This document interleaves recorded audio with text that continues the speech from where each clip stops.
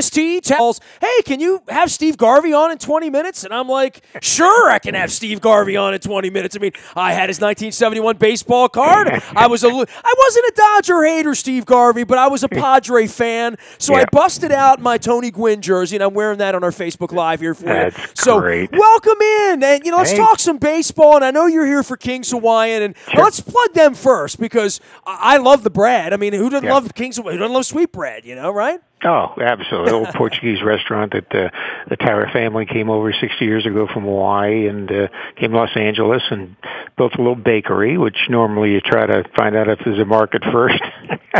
And they went out and had people sample these wonderful sweet rolls, and the rest is history. We all know what a King's Hawaiian roll is. We all love them.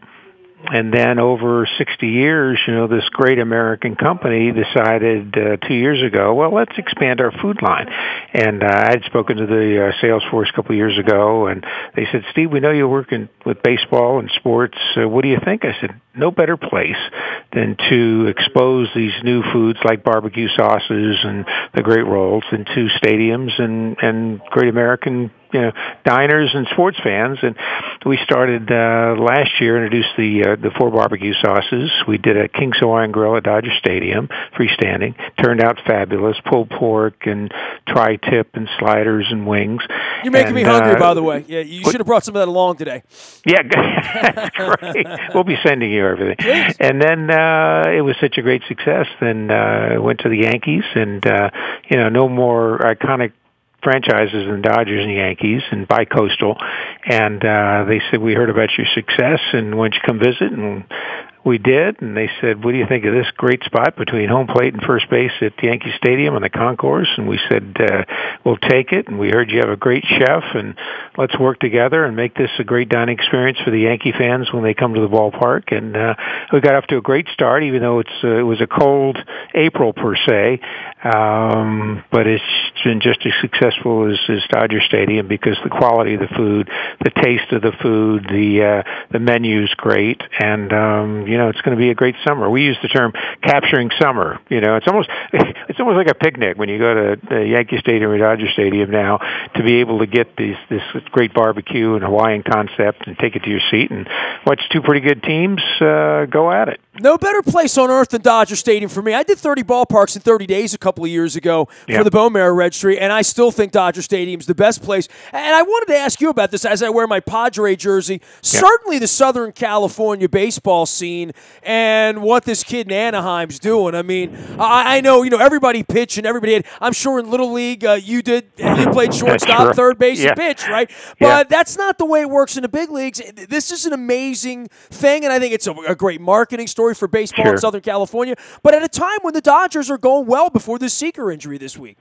Well, it's interesting talking about Ohtani and the bid for him. Everybody wanted him because of the possibilities of being the next Babe Ruth and all these things. He was very successful for 4 or 5 years over in Japan. Nice young man, obviously multi-talented. Where he was going to go, nobody quite knew, but I always thought he was going to stay on the Pacific Rim, which would mean the West Coast teams. And because of his talent in hitting as well as pitching, it was probably going to be an American League team because he was going to get some days off, but he was going to DH and then start. So he had a rough spring, and there was anticipation that maybe he was hyped up too much, and he'd probably start in the minors. And he said to him, I don't usually have good springs. And they thought, well, let's take a chance. We're not paying him a whole lot. It wasn't a huge salary. And all of a sudden he comes out of the blocks and struggles the first day pitching, but then throws 6, 7 great innings, and all of a sudden he's hitting home runs. And if you watch him, great athletes have a certain style to them and flow and understanding of the game. And he has that. He's got a high baseball IQ. There's going to be a learning curve. It's going to take, 2, 3, 4 years for him to understand American baseball and on and off the field, how you handle it. But he's gotten off to a great start. Here's Steve Garvey. He is here on behalf of King's Hawaiian. We're sliding him in here to talk some baseball as well as barbecue. Served now at Yankee Stadium as well as is at Dodger Stadium, making me hungry for a little West Coast tour. I got to get back at the Dodger Stadium. Right. It's been a revival for the Dodgers, and now this Seager injury. Around here, Steve, all week long, we've been talking about the Manny Machado thing now that they have a need for shortstop, and that's obviously where the Orioles are. Things are not good in Baltimore right now, Steve. I don't need to tell you that, but in other places, we're seeing the game thrive, including a place like Houston. And I know, you had your battles down there through the course of time, but they finally got a championship. The Cubs finally won. So, we're passing the plate around. It's been since '83 here. We're still waiting, You're due, as they say. Overdue. But it shows that, you can struggle for a long period of time, 4, 5, 6, 7 years. But if you are able to use that in the draft and pick some quality talent and material, and then have a good minor league system and develop them, all of a sudden you have a solid Cubs team, and then you have a solid Houston team, and you have world champions that may have never been there, or it's been 100 years, like the Cubs. But I think we have a little less parity right now. It looks like there could be 7 or 8 teams that could lose 95 to 100 games. You're heavy on the top as far as talent. Looks like it might resemble last year once we hit the postseason. Or you can have a situation like the Dodgers that, through injuries, it could, slow them down considerably, where it takes a lot to catch up eventually. I mean, the loss of Turner, the more you saw the team over the first 2 or 3 weeks, the more you knew that Turner was the catalyst in that lineup as far as driving in key runs. Now you lose Corey Seager, who I think is one of the top 5 young great players. Now you don't have a shortstop. That's a pivotal position, and you're going to have to fill that in. It's still 3, maybe 4 weeks away for Turner. So the Dodgers that are really built on hybrid players are going to have to use Taylor there. They're going to have to use Hernandez there. They're going to have to start to think, what are we going to do if Turner takes longer than expected? And Kershaw's not going to be 1-4, come next month, and Jansen's going to get back into a groove, and they've got the potential to get deep into the postseason, back to the World Series. But injuries can decimate any great team, any great franchise. Well, we're 2, maybe 3 baseball generations away from the era where you played and Marvin Miller, and I don't need to tell you about Nestor Smith and all. You lived it, you walked it in '81. You're obviously a part of the collusion thing at the end of your career. You also benefited from free agency.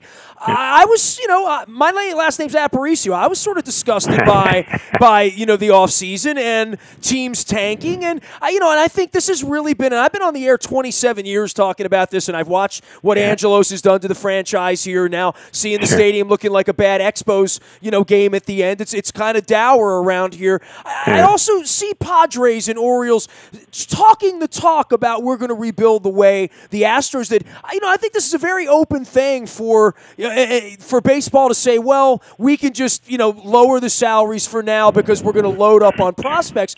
That's sort of the old adage. And at a time when they're all making a lot of money, a lot more than they were making even back in your era, off the television contracts and whatnot, it is disappointing that there was never a salary cap, that there was never a salary floor, that teams can sort of get away with fielding, a team that coming out of spring training can't win 80 games.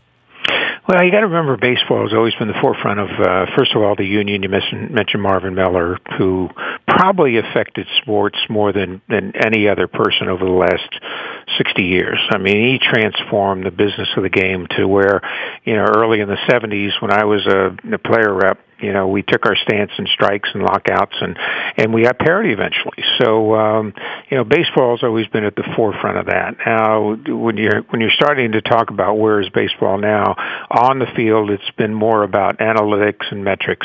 What happened in the off season is the transfer of the analysis to the length of contracts, to how long a player potentially is in his prime, and that's why there ended up being 70 free agents sitting around the beginning of spring training.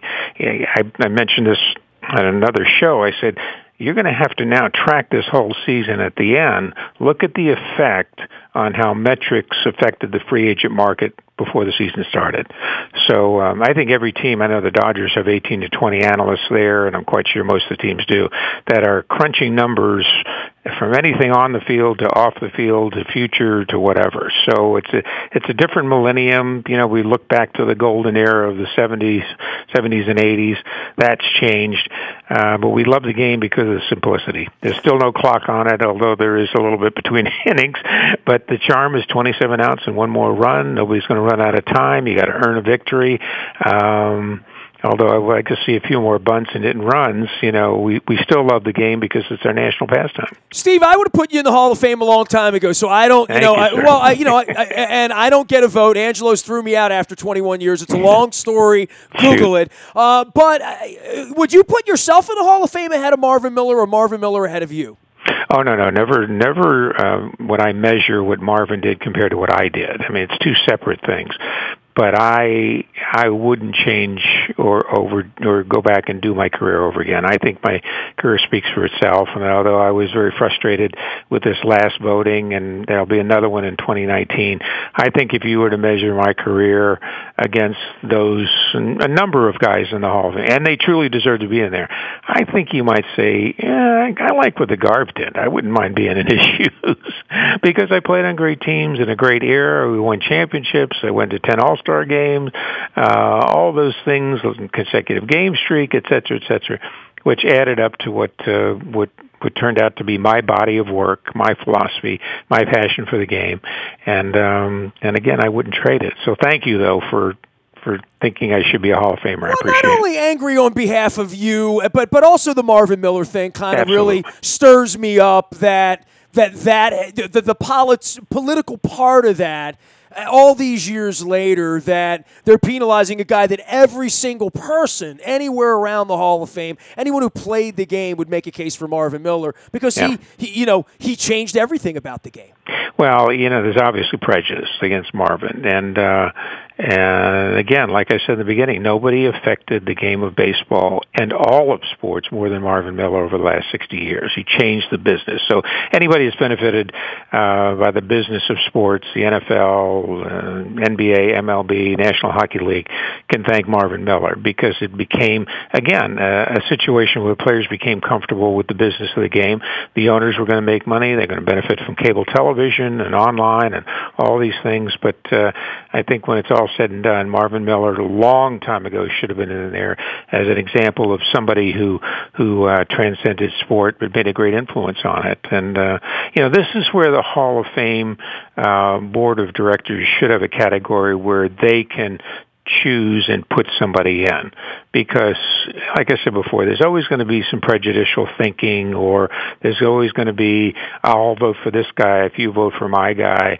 But a Marvin Miller is what I think should have been in a long time ago. Steve Garvey joining us here. He should be in the Hall of Fame too. He's here for King's Hawaiian with some Hall of Fame rolls, as well as some sauces and some barbecues now at Dodger Stadium, as well as at Yankee Stadium, which is how we pilfered an interview with Steve Garvey. And I get to put on my old school Padre. You mentioned all these great things you did in your career and all that. You got to wear a really cool jersey with the Padres throwbacks, and you're a bit of an ambassador still for the Padres, obviously, with your number and the Dodgers and baseball and all that stuff. You have a media company. You do a whole bunch of things. You're staying pretty active for being a young old timer. Oh, right? Absolutely. But it all stems from growing up and having this opportunity to be a bat boy for the Brooklyn Dodgers in spring training in '56. My dad drove a bus to a Greyhound, and he said, "Why don't you come with me?" And that day I got a chance to sit next to Hodges and Frillo and Snyder and Jackie Robinson and see the boys of summer and listen to them. And I started my first Little League game 2 weeks later, and then for about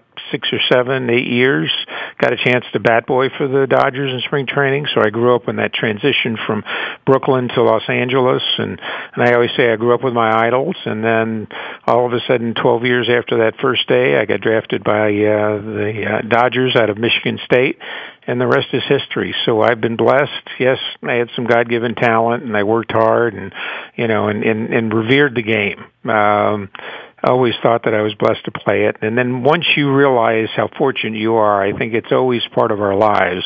That old saying, life is God's gift to us, and what we do with it is our gift to Him. Well, then I was blessed to be able to play baseball, and now to be able to give back and and talk like you and I are doing today, and reminiscing and talking about the greatness of the game, and let's be careful not to change it too much, then it's an honor for me to do that. And and then transcend it. The things I learned by standing around first base on a pitching change and looking and thinking, oh, there ought to be a sign there. If I was an advertiser, I'd be there. And now having a company where we take our great clients like Kings Hawaiian, and we invest them in stadiums, and of course their food is fabulous, and to give the fans that experience of not only watching the national pastime, but enjoying great foods and beverages, and listening and watching the entertainment on those big video screens nowadays. But Yankee Stadium, Dodger Stadium, Kings Hawaiian, great food is what we're introducing this year, and we hope everybody will try them when they go to those two great ballparks. Steve, is there a gondola going in at Dodger Stadium, or am I nuts? Did I see some crazy link on that a couple days ago? A what? I'm sorry? A gondola taking yeah, from Union Station. I got to talk to Janet Marie Smith about this. I mean, she's I love Janet Marie. Yeah. I mean, we're mutual friends and whatnot. I'm just a total nerd for Chavez Ravine. Like, anytime anybody tells me where to go see a ball game, I mean, there are a lot of great places to see a ball game, but start at Dodger Stadium, and the rest will go downhill from there for me. Well, it's not the Swiss Alps, so I'm taking a gondola from Union Station to Dodger Stadium. They say it's 1.25 miles, but it can't be. And they say they can do 5,000 people between Union Station and Dodger Stadium for a game. And you look at a gondola and you go, how many gondolas are you going to have to get 5,000 people from Union Station? But I saw a link on it, and I'm like, I mean, they're talking about building a bridge across our inner harbor here, like a glass bridge. And, sure. I don't know. You grew up in the era where they were going to build an arch in St. Louis, and then you tried to hit it with a baseball every time you went in there. Well, it's the same theory as the guys that sold Horace Stoneham the idea to build a ballpark on Candlestick Point. Yeah, right? They made a ton of money. It turned out to be the coldest... So you had to catch a pop fly there. Coldest winter night in July in history, every time you played. So somebody's going to make money off that idea. It's not going to be you and me. Well, allowed them to sell giant sweatshirts when you didn't have any in LA. That's right. Steve, take care of yourself. It's great having you on behalf of Kings Hawaiian. Visit anytime. Love talking baseball with you, man. Always a pleasure. And to all the fans, we'll see you at Yankee and Dodger Stadium at the Grill. Kings Hawaiian. They'll be wearing Orioles stuff, though. That's where we are. We'll come in there. We're coming there soon. See you later. Steve Garvey, number 6 in your program. We got me to wear my old Tony Gwynn jersey here, too. So, I'm all good with Steve Garvey coming on the program on behalf of Kings Hawaiian. You can find me out on the buyatoyota.com audio vault 24 hours a day from anywhere in the world on your mobile device by downloading the TuneIn Radio app. We do come in crystal clear from anywhere in the world. As I mentioned, Howard Bank sponsoring our Be More Positive community and charity series, as well as our friends at Cole Roofing. Big appreciation for that. If you have a story that needs to be told charitably, goodwill here in the community, make sure you throw me an email, nasty@WNST.net. We do those on Thursday mornings on Facebook Live, as well as our YouTube, and then run them throughout our programming here at WNST.net and AM 1570. The morning newspaper ships to your email inbox each and every morning at 7 a.m. It's all brought to you by Planet Fitness and PlanetFitness.com, where it's still $10 a month to get in the best shape of your life, also including the Laurel entries, which will become the Pimlico entries, because we're running the Kentucky Derby this week down at Churchill Downs. I will be at Laurel with my wife celebrating, have a crab cake, and I'm going to do a mint julep because it's the right thing to do. It's Kentucky Derby, for crying out loud. But the Preakness is up here in 2 weeks. We're looking forward to that. I'll be watching Bob Baffert's horse and betting hard on him. We're also going to be going to Louisville to talk to some Lamar Jackson folks on the eve of the Derby as well. Last but never least, breaking news happens first on the WNST Tech Service. That's all brought to you by Coons Ford of Security Boulevard. Dennis is here each and every Thursday. A very, very excited Dennis Colatzos right now to talk post-draft. You can catch him from 3 until 5, the SSV on WNST on Thursday. I am Nestor. We are WNST.net, AM 1570 at WNST Towson, Baltimore, and we never stop talking Baltimore sports.